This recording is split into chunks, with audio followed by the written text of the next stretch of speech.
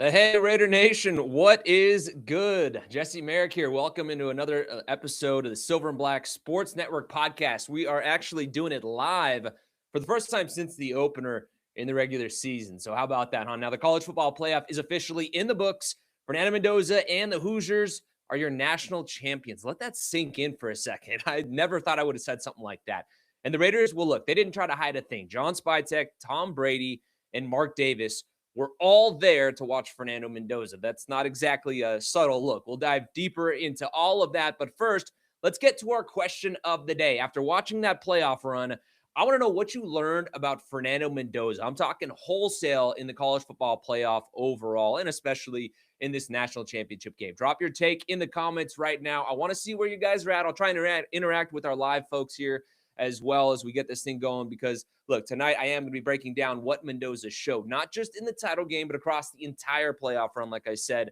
Why wasn't this moment too big for him, and why this all really did honestly feel like more of a confirmation instead of a discovery about Fernando Mendoza. And that's not all. We're also diving back into the Raiders coaching carousel. A lot has changed since we last talked. Mike McDaniel is emerging as a name to watch, and I'll explain why he is a very interesting fit, especially if Mendoza is indeed the direction that this franchise is headed. But let's be real, that's got to be where they're going, right? Plus, there's a new favorite starting to separate himself from the pack in the coaching search. I'll dive into that a bit more and why it's kind of weird that he is the favorite right now. Also break down what all of that means, why it's happening, and how it could impact the direction of this team going forward, particularly on offense. And real quick, if you're new here, just jumping on live with us tonight, hit that subscribe button and make sure you check us out at silverandblacksportsnetwork.com and sign up for our free Raiders newsletter. That is, it is loaded with Raiders news and analysis delivered straight to your inbox every Friday morning. Like I said, it's completely free and it's a great way to help us and support our brand and what we're doing. So, all right, guys, let's dive into this. Like I said, obviously, Fernando Mendoza is your national champion, the Heisman winner as well. Pretty crazy to see that. And excuse me, guys, as I do look off screen here. Like I said, this is our first live show. So I am trying to kind of get this thing sorted out and figured out. Let me hop in the chat. Okay, looks like we've got some people in the public chat already as well. We've got some people saying, Alani Cheese 779 saying convinced, trade the pick. Oh, it just jumped down. Like I said, I'm still getting used to this thing. So I'll try and jump in the chat as much as I possibly can. But I do want to get into my thoughts and my take on a lot of different things. I'm seeing, Lonnie Chat's saying trade the pick and draft Ruben Bain Jr. at number 2. Wow, interesting. Okay, you don't like the way that he handled that thing, huh? Just in terms of the pressure and stuff like that. Look, Ruben Bain looked unreal, but tonight on this podcast, like I said, I do want to dive into a little bit deeper, at least, into Fernando Mendoza and what I saw out of him. Now, look, let's start with how things began offensively for, Indiana and stuff like that, okay? First of all, like, he was just getting blasted by Miami's defense. And we've talked about it so many times throughout the year.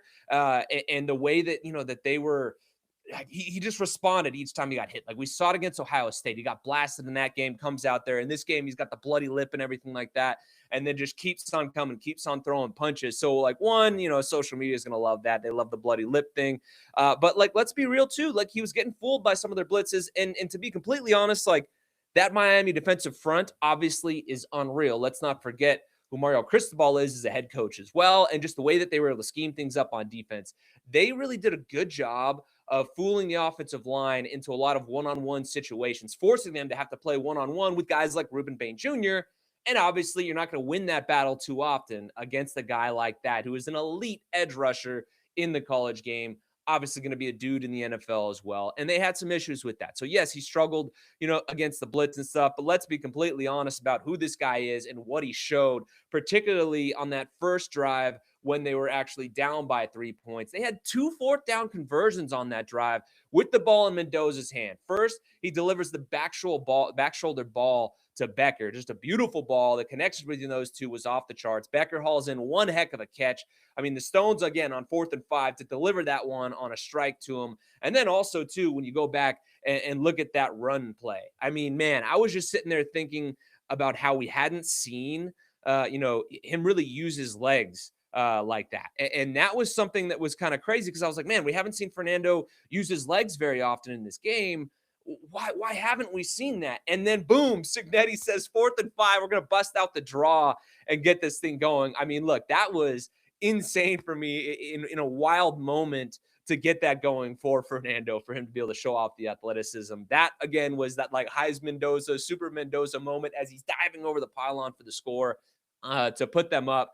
But just overall, I thought this was a guy in a really tough situation that responded as well, not as well as you could have hoped, because obviously he didn't light it up. You go back and look at the stats, they're not eye-popping or anything like that by any means, but he managed the game well against a really good front seven when they were coming after him. And I think that is something that shows the stones that he has to, one, be able to hang in there, two, on a lot of throws. Like when guys are bearing down on him, he's staying in the pocket and trying to let that thing rip. So like kudos to him on that.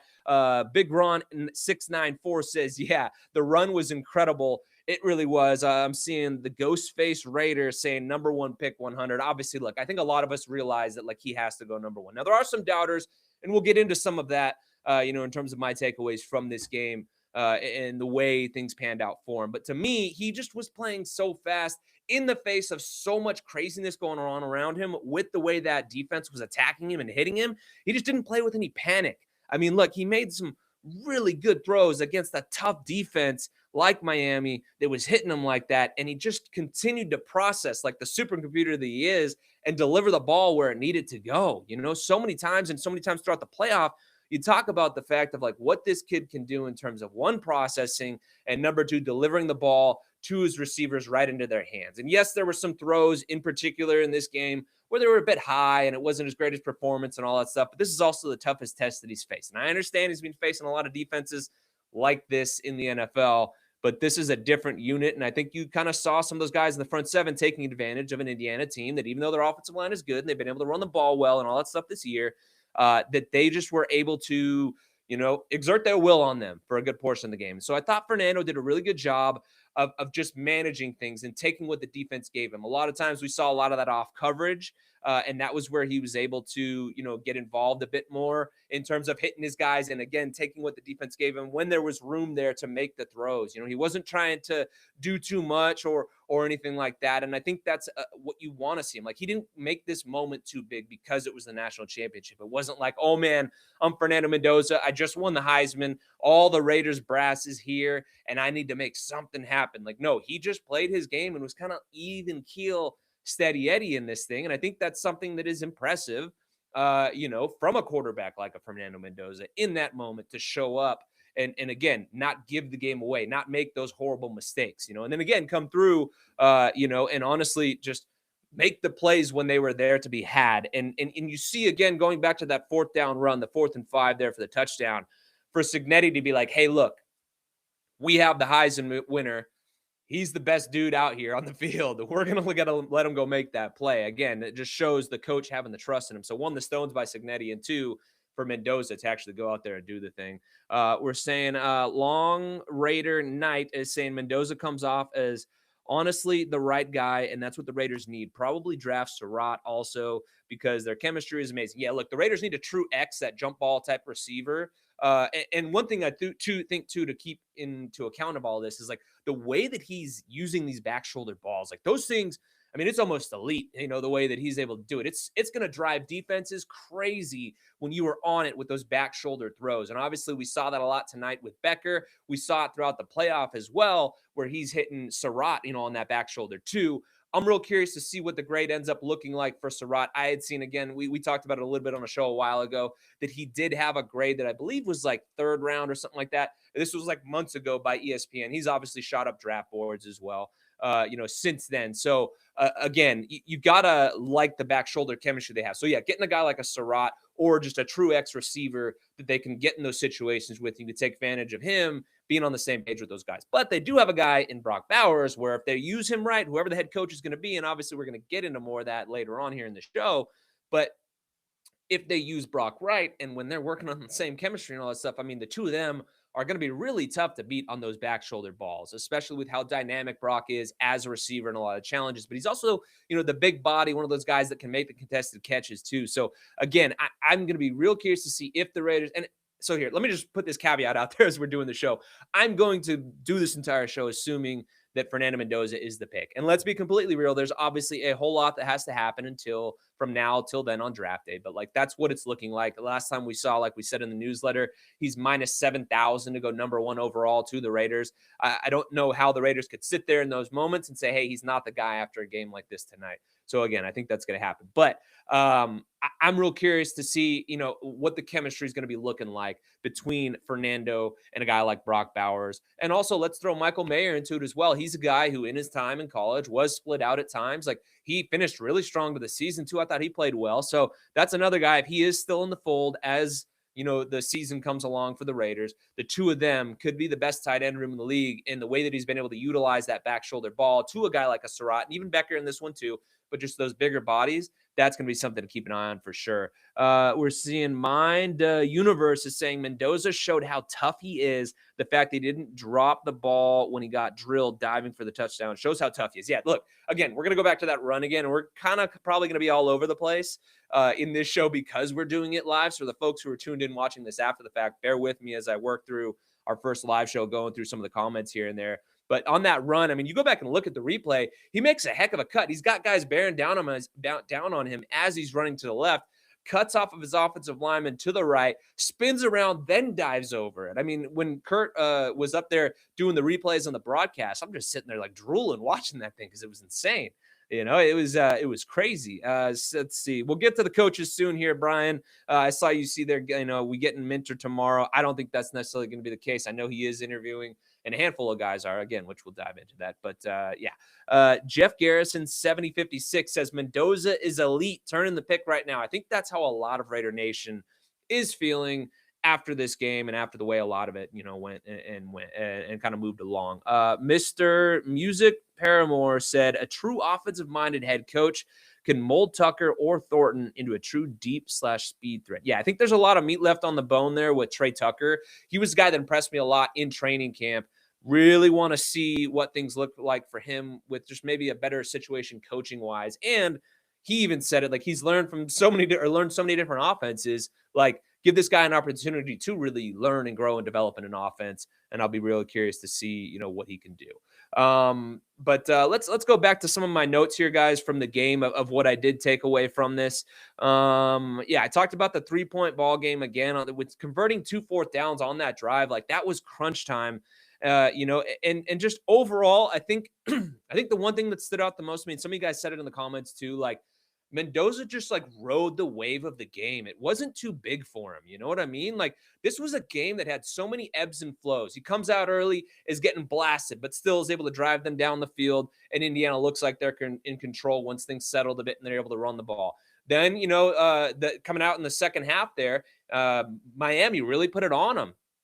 They sacked him a couple times and really stalled the offense, and they got back into the game. And then you saw Mendoza rise to the occasion with the running game, help them go down the field and score and continue to kind of push things forward for them in this game. So again, I was impressed with what I saw overall from him, just in terms of like staying even keeled and riding the wave of the game and not like getting too caught up in all of the ebbs and flows of this thing. So like I said, it just overall, you can't be mad about what you saw from this kid. And I think, like I said, we're going to be talking more just about like the playoff in general. But I think even going back to it, look at what this kid did in some pressure cooker moments at Iowa, at Oregon, at Penn State. They beat Ohio State in the conference championship game after he was getting drilled early on in that game. And then obviously what he did in the first 2 playoff games in terms of the efficiency. I mean, what was it? 8 touchdown passes and only like 4 or 5 incompletions.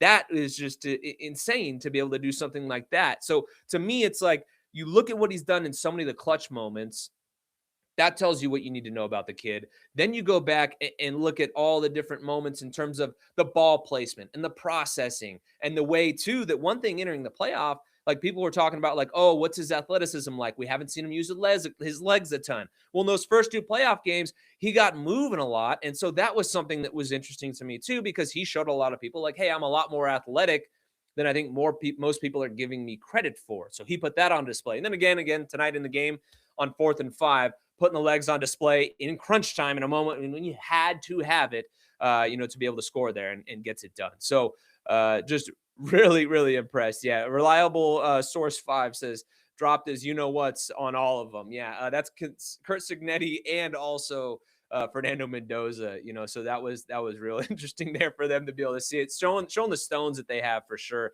I'm seeing Grumpy Yaz Mexican 6362 says, I hear a lot of people say Mendoza's game won't do. Oh, the chat's jumping on me. Won't do well in the NFL because he's too much of a shotgun quarterback. What do you think? Yeah, look, I would have liked to see more, things under center because, like, let's be real in the NFL, and I even tweeted this out too. Like, Indiana runs a lot of RPOs. I think that's why a lot of people say his game won't translate well, is because Indiana runs so many RPOs. And in this game in particular, it was like RPO after RPO after RPO, especially in the first half. And like I tweeted it out that in the NFL, RPOs have been run at their lowest rate since 2019, this last season here. They were run on 8.1% of snaps. So RPOs have kind of trended down a bit. And so I think that's why some people are saying like, oh, well, he's been the beneficiary of a solid rushing attack, which yes, that's true, but also like the quarterback friendliness of an RPO scheme like Indiana runs. And that is totally true. It makes it easy in terms of the reads and things like that. But at the end of the day, like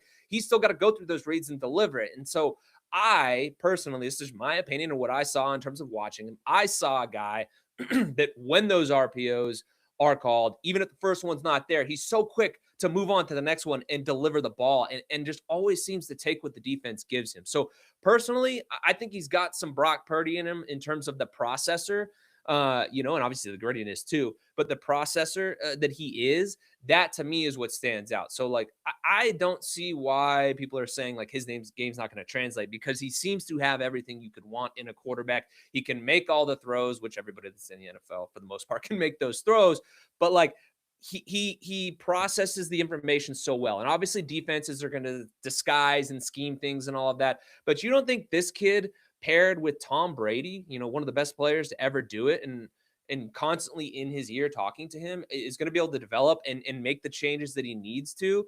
And also he's got the fast compact release as well. So those other things where like, I don't think it's going to be an issue of his game not transferring over to the NFL. Like, this is obviously a really smart kid.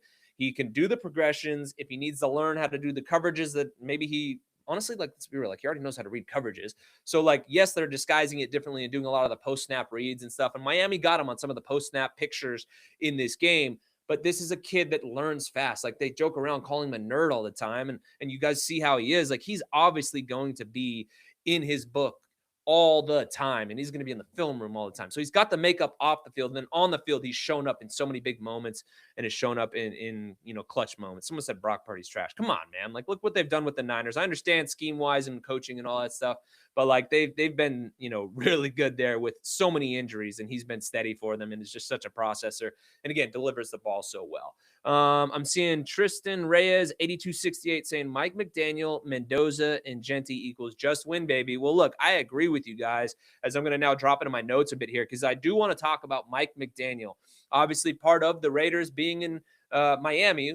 Well, they also met up with Mike McDaniel, talked to him about their head coaching job. That to me is very interesting, because I think that's a guy that they have to be taking a real solid look at, because of what he did in Miami. Again, let's go through some of my notes here and look at this. Okay, 2025 obviously was a down year for Mike McDaniel and that Miami Dolphins offense. But what this guy has done as a play caller, as an offensive mind, is unreal. Okay, yes, Tua regressed, but they also dealt with a lot of injuries as well in their receiving core. Tyreek Hill, Jalen Waddle.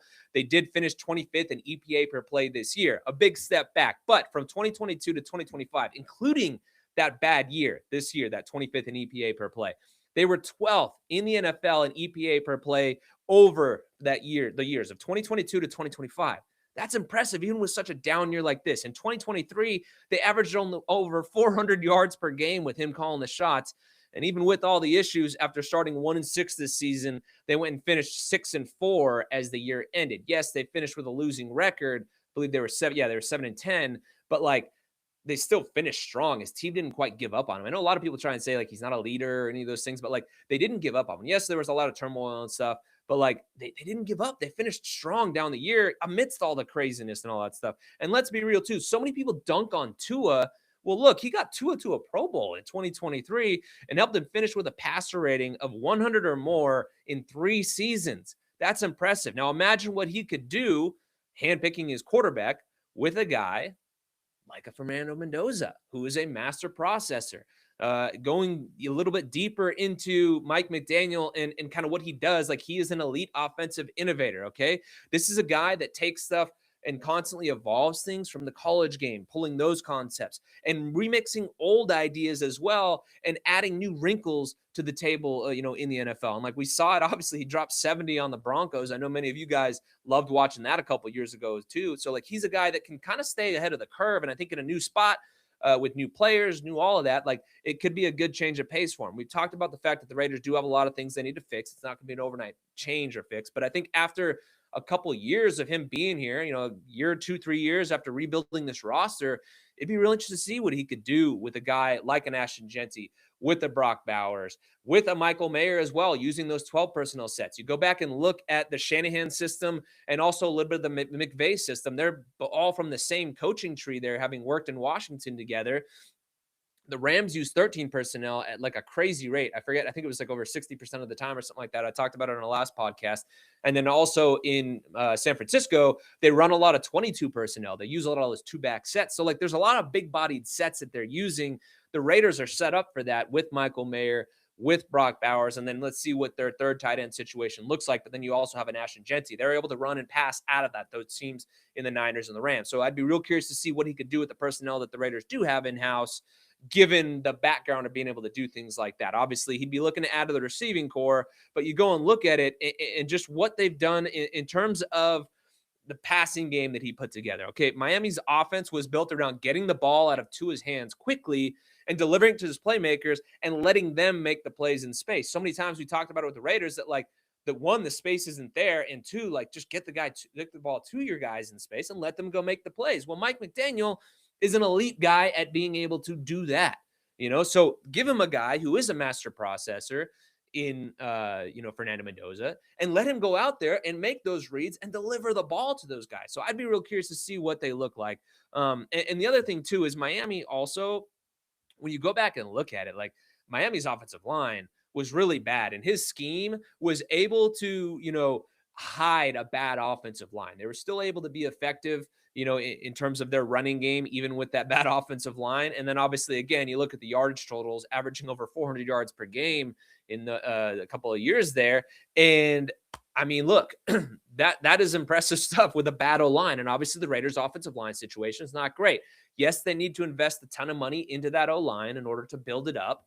But let's be honest, like getting a play caller in there that can kind of maybe overcome some of those as that group comes along. Mike McDaniel is also a guy that can do that. And then you go and look at the fact of over the years, no matter who the players have been in-house for the Raiders, they always seem to go somewhere else and play better with different coaching. Well, Mike McDaniel is a guy who has gotten more out of the players that he's had than a lot of the other teams that had him before. You go back and look at Tyreek Hill and what he did when he got to Miami. I mean, obviously insane, eye-popping numbers. He was good in Kansas City, but when he got to Miami, it was a totally different level, especially the way they used him with a lot of those cheat motions and stuff like that. I'm just real curious, and not that Trey Tucker is the same player as a Tyreek Hill, but how Trey Tucker could be used with his speed in an offense led by Mike McDaniel. But also look at Raheem Mostert, Jonnu Smith, even Darren Waller. You guys know Darren Waller coming out of retirement. Like he finished strong as well when he was healthy, So I just think he consistently elevated players from honestly like less than stellar backgrounds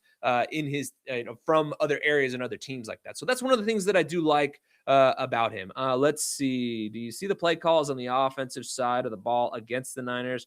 We need Kubiak. Yeah, hey, look, so this is another thing I do want to talk about Kubiak as well, because he is actually the odds-on favorite right now, according to BetOnline AG. Clint Kubiak is a 2-1 favorite to be the next Raiders head coach. He's got the best odds to be the next head coach. I'll just read through some of the odds here for you. So it's Clint Kubiak at 2-1, Davis Webb 7-2. He's a plus 350 favorite to do it. Then Mike McDaniel 4-1 odds, and Brian Flores at 5-1 odds. I don't see the Brian Flores thing. Those of you guys that have been following the show and been watching, me and Ryan Hogue both have said like no on Brian Flores right from the jump because of the whole Brady connection and stuff and the whole weirdness with Miami. But Ejiro Evero is also in there at 8-1 odds. Sean McDermott, who just got fired, 9-1 odds. And Robert Saleh is another interesting one that we haven't seen necessarily come to fruition yet. He's got 12-1 odds. I'm curious to see how this stuff changes. But I want to get to Clint Kubiak and that whole deal, because a quick aside on Mike McDaniel before we talk about Kubiak, okay?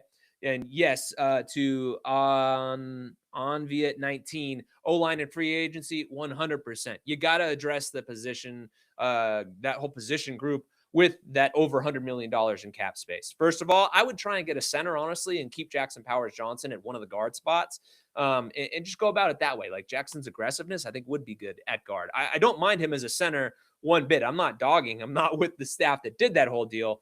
But yeah, I think it's interesting. And 8-0 Nick Leonard. Sorry, man. Some of these names are hard to read here on the fly, guys. You said head coach Kubiak, OC Mike McDaniel. I don't think Mike McDaniel would take an offensive coordinator job with the Raiders versus being a head coach somewhere else, or also versus some of the offensive coordinator positions that are out there. So I'm not really quite seeing that. Someone just said Robert just signed to the Tennessee Titans. Is that's wow. Okay. Well, look at that. If that's true, I'm not seeing it because I'm not on my socials right now. But if Robert Saleh did go to Tennessee, that's an interesting one for them. But let's go back to Kubiak and Mike McDaniel. Okay. I personally would like to see Mike McDaniel over Kubiak, just because we have seen it there in Miami in terms of what he's done offensively. Now, I do like what Kubiak did and what he's done up there in Seattle. They've obviously built up a really good team. We talked about it with Cody, earlier a couple weeks ago when we really dove into a lot of the coaches, of how much of that is Mike McDaniel's team up there in Seattle and how much of it is Kubiak. And I'm not trying to knock Kubiak because he, again, is from that same interesting tree. But I'm real curious to see what a Kubiak would look like here, because they actually use 12 personnel at the 12th highest rate in the league up there in Seattle. So that's a group, that has played very well and very effective ball in that 12 personnel sets. I think that's something that would behoove the Raiders to run a lot of 12 personnel, given, again, Brock Bowers and Michael Mayer. They've been really effective running the ball. I think they run the ball at the 4th highest clip in the league. So obviously Ashton Gentian, when they're able to fix that offensive line, would be super interesting. And I like Kubiak. That everyone says like that the knock on Kubiak too, aside from the whose team is it up there in Seattle, is that he's not this like rah-rah guy. Would he be able to lead guys and things like that? My thing is like, let's see when he's actually in that role. Like Kubiak comes from a head coaching background. Obviously, we all know about his dad, and his family has been in coaching circles forever. Like, don't tell me this is a guy that doesn't know how to coach. I think when you're in that head coaching role, you probably step into it and become more of a leader. Like, as he's a guy that's just calling plays and things like that, I think maybe you're not going to sit there and be that rah-rah guy, because you want to let the head coach do that. You want to let the head coach lead. So I don't look too much into the whole like, oh, he's not this like leader of men thing, because again, we haven't seen him step into that role yet. I would love to see what a guy like a Clint Kubiak does in that role. We're also, the Raiders in particular, are also going to be getting a look at the other Kubiak, Clay Kubiak as well. So they're touching on both of them. I'm seeing some interesting ones too, where guys are saying in terms of Kubiak and Davis Webb, or just bring Davis Webb in as an offensive coordinator. I do think that one is interesting. I like Davis Webb a lot after talking to Cody from Match Quarters. Cody Alexander knows ball. He is a Broncos fan, and so he's super tapped into the Broncos, and he is really high on Davis Webb and really likes him. And there were all those rumors out there that like the Broncos were possibly going to be looking to trade Sean Payton and move Vance Joseph to head coach, and then put Davis Webb in as their offensive coordinator. Like, so that's a dude that obviously like has done enough to prove to the brass that like, hey, this is a guy we should look at for that. So yeah, if the Raiders can get a guy like him, I think it's going to be interesting. The only thing is with Clint Kubiak and also with Mike McDaniel, I think if the Raiders go in that direction, they're going to have to wait a while, because it seems like Mike McDaniel is really going through this process, and taking his time and evaluating everything. I saw there was a report out there that he was saying like, yeah, hey, I'm going to continue to go through this whole thing, and then I'm going to evaluate it all, see all the different jobs that are out there. Obviously, the Buffalo job with Josh Allen in place now becomes very, very appealing to him or any offensive guy. So that throws a wrinkle into things. And then also with Kubiak, the Raiders can't actually bring him in for an in-person interview until possibly the Super Bowl bye week, if they're able to win this weekend and beat the Rams this coming weekend. So that's the other thing, is like, this is going to take a while. So don't believe everything you guys hear out there, in terms of like the rumors or this guy's, zeroing in or whatever. Like it could take a while for the Raiders, especially if Kubiak is the guy, or especially if Mike McDaniel is going to be the guy. They're going to take their time, and somebody said, let's see, Booster Raiders said Mike McDaniel can turn Trey Tucker into Tyreek Hill. Look, I think he would be like a Tyreek Hill light. Again, I like Trey Tucker's game. I think he's really physical as a blocker, too. He's got the speed. We've seen him improve his hands in terms of not necessarily so many of the double clutches and stuff like that.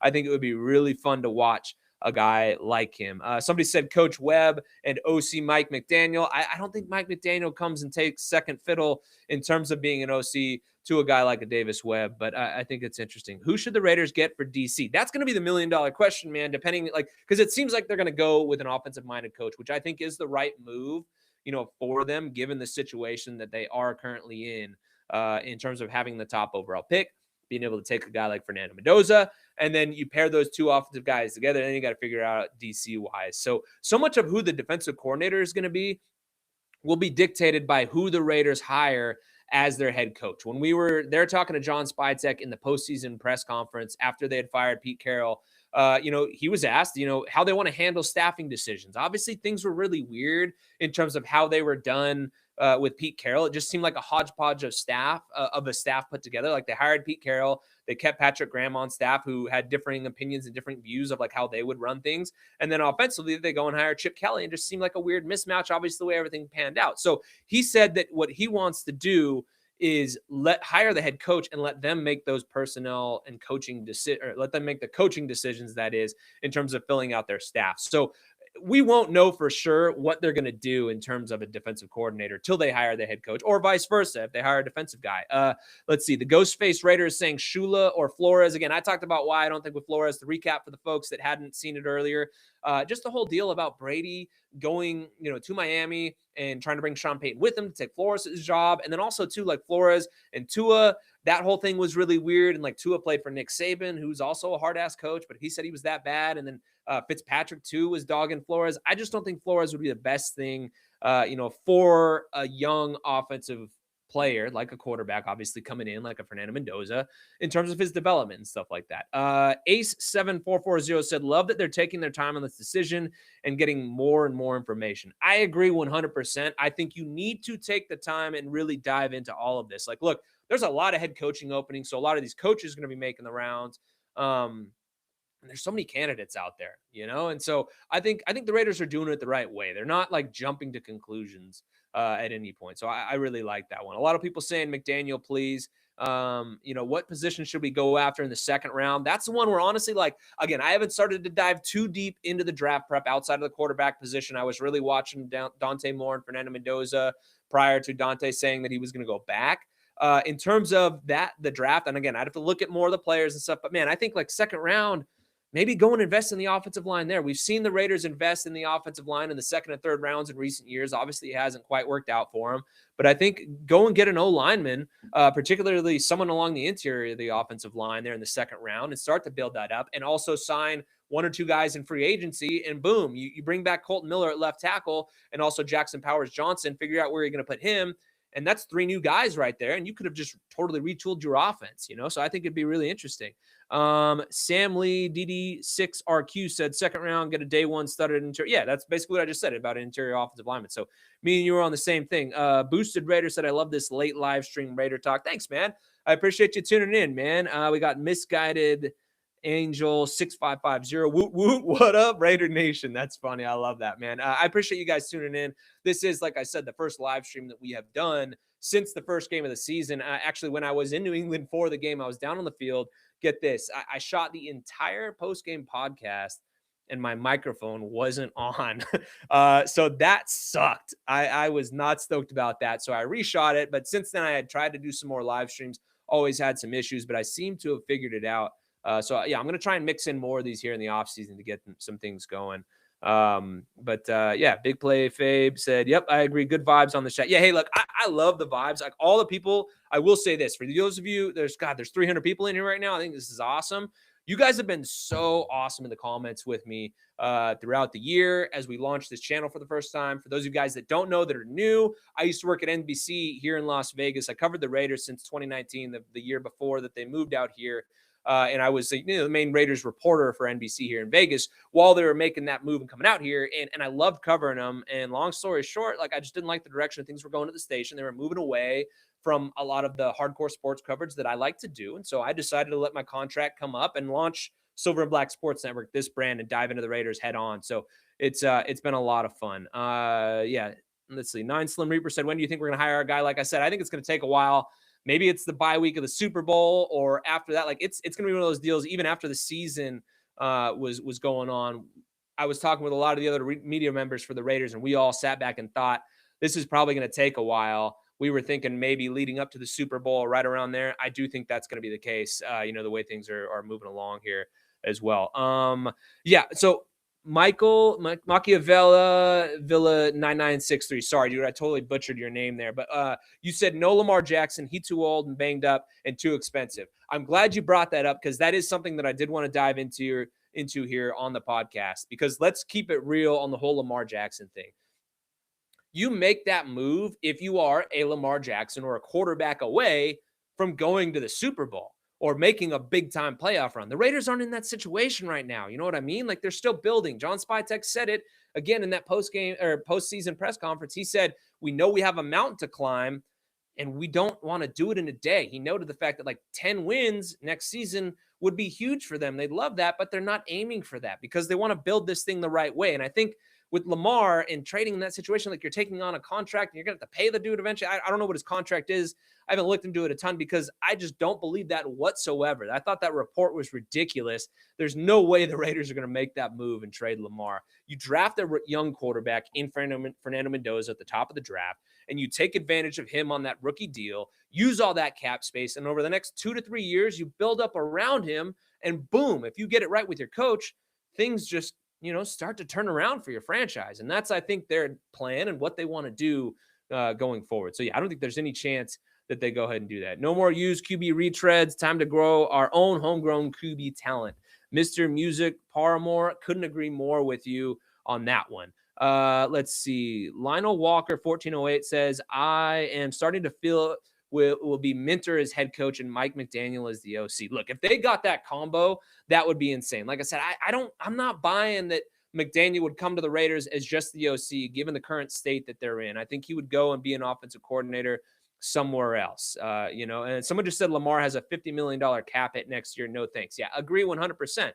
Not trying to do that. That's not something you want to take on. And so again, I'm kind of bouncing around here, so apologies to the folks that are watching this after the fact, looking at the different chats and trying to take advantage of what you guys are saying here, because you guys are awesome. But going back to Jesse Minter as the head coach, that is an interesting one for me too. The Raiders are going to be talking to him this week in person. He's a guy that has done some good things, with the Chargers, obviously. I dove into it on our last podcast. I don't want to dive too deep into kind of what he does and all that stuff scheme-wise, because I dove really deep into it on our last podcast. But he's a guy that I think that would come in. You need a dynamic safety that can be an in-the-box guy. Yes, Jeremy Chin could be that, but I think they need somebody a bit more dynamic. Obviously, look at like a Derwin James type guy, or even going back to the Ravens system with Kyle Hamilton and what they've done with them. You need a guy like that. And then you also do need to make sure that you can win with your linemen, with that 4-man rush. You know what I mean? Like, they like to sit back and keep things in front of them. So I think that's going to be really interesting to see if Minter gets the job. I think that's a guy that has learned from the Harbaughs how to build a program from the ground up. He's got the Michigan ties too, to Brady and Spytek. So that's one that I think is going to be really interesting. But I think, again, if I had to put my money on it, and I agree with you, DRock0101, that it is going to be Clint Kubiak. Honestly, that if I had to put my money on it, which I'm not a betting man, that's why we bring Matt Peralta on every week to dive into it more and give the betting perspective of things. I think the Raiders are probably going to be zeroing in on Clint Kubiak. But for me, I would say, and like, let me pull up the odds again right here and just look at them. So yeah, I think this would be the hierarchy for the Raiders. Would be Clint Kubiak, Mike McDaniel, Davis Webb, in terms of what they would want in-house. And maybe, no, you know what? I would probably put Jesse Minter above Davis Webb, would be my guess, is how they're going and operating with things. That's just my guess. I'm not reporting anything. I'm just saying my read on it from having covered the team and kind of been in the building and stuff like that. So it's really interesting to me. But yes, I saw a lot of people talking about Linderbaum in terms of the center. Yeah, if you can get him, go for it. Like, he is a rock solid center. I think you get him. Definitely don't worry about bringing Lamar in or anything like that. Like, I don't think it should be a package deal. Go get a Linderbaum, spend the money on a guy like that. I think it'd be interesting. Somebody said could poach Hoosiers OC Mike Shanahan to be the OC. Obviously, already well connected with Mendoza. I think it'd be interesting maybe to bring him in as like a quarterback's coach. I was having that conversation the other day with somebody saying how interesting that would be because you bring Mendoza in, give him the comfortability, much like it would be drafting like a Surratt or a Becker or something like that. But I don't think he's going to leave either. You know, D-Rock 101 says he's not leaving Indiana right now for the Raiders. They're too hot right now. I agree 100%. Like, he's probably not going to be leaving anytime soon because he's got a really good situation going right there. And I will close it out here, guys, with this because we're running on about 40 minutes here. I wanted to keep this one a bit shorter, but you guys have been great in the comments. I will be doing more lives in the off season here when warranted, or at the very least, I'll tease them when they make the most sense. But Mr. Music Paramore said, gotta offer Linden offer. He can't refuse. Agree 100% on that. Like probably 23 mil per year. Yeah, let's see what that would work out to be. Might be overpaid, but if you can lock him up for 3 to 4 years with Mendo, would be good value. Look, okay. This will be one of the points that I make here. Go back to the Raiders offensive line and what it looked like over the years when they had like a Rodney Hudson at center. And for so long, like you guys know the history of this franchise with offensive line play. There was a handful of years when Derek Carr was here and everything before they started really rotating through all the different coaches and recycling that offensive line where they had a solid O-line. They were like a top 10 unit, you know? So like get back to that. At the very least now with where they are, like get serviceable offensive line play. You've seen Mendoza be able to overcome it when he was at Cal. Obviously, in this game tonight, he had some issues overcoming some of the protections and stuff. But Cignetti even noted the fact that like they had issues protecting him, so it's not all on him. But he's a guy that will sit in there and make the throws when he needs to, and he'll take the hit. He'll hang in the pocket to be able to make the throw. But just get at least like some serviceable offensive line play from this group. Get them to like league average, and then see what you can do in terms of investing and building around them. I think again, the Raiders 2 years from now would be real interesting going forward. Okay, let's see. When am I going to do a mock? I don't know for sure. I'll be doing a mock probably a little bit later. Like, so just to give you guys a little peek behind the curtain, I'm going to be talking to a lot of folks who are really deep into the scouting of things. I'm going to try and get a legit scout on Fernando Mendoza.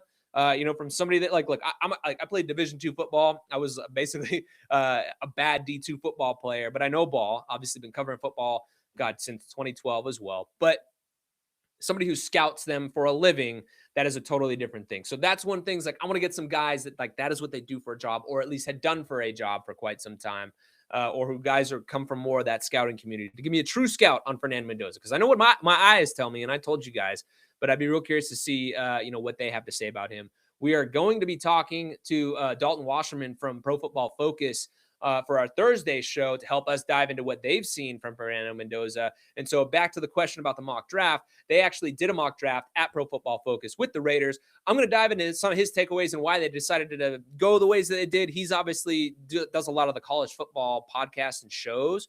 So he knows the draft very well, much better than I do at this point before I've really started doing my prep. So Dalton's going to give us more of a deep dive into guys that he thinks would fit the Raiders in those other rounds outside of the first round. Because I've only been talking about, like, admittedly, I've only been talking about the first overall pick. Obviously, you guys want to know what's going to happen after that. So we're going to be talking with Dalton about that on Thursday in our next show coming up there. So I'm really excited for that one. So that's going to be a lot of fun. Guys, there's still a lot of you guys in the comments, so I hate cutting this one off. But like I said, I will toss in more of these. I'll throw some things out on social media when we're going to do them to give you guys a heads up. And maybe we'll mix in some evening ones like this, because obviously that's going to work better for a lot of you folks that are on like the quote unquote like normal schedule, the 9 to 5ers like that. So you guys have been awesome. Thanks again for everybody for tuning in. Like I said, our first live here in the studio. We tried it earlier in the year in New England, and that didn't go very well. So we'll mix in more of these now that I got this thing working. Just got to figure out a way how to get it to work on Twitter and all the other platforms to bring more people into the live show. But again, guys, as always, thank you for watching and listening. Make sure you guys do tune in for our Thursday show, which will be dropping around 9 a.m., depending on when we finish our conversation with Dalton Wasserman.